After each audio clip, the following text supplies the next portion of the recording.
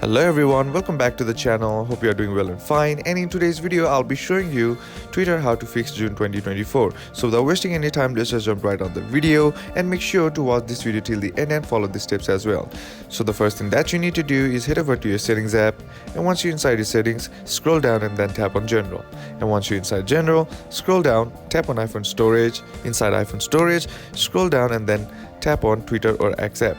And once you're inside here, what you need to do is tap on offload app, and what this does is it resets the app by clearing all the bugs and glitches that's present in the app which might be causing the issues that you are facing. And once that process is complete, tap on delete app, and once that process is complete, all you gotta do is try again. And if that still doesn't fix the issue, then what you can do is head over to your app store, and on the search bar simply type in Twitter or X and then tap on search.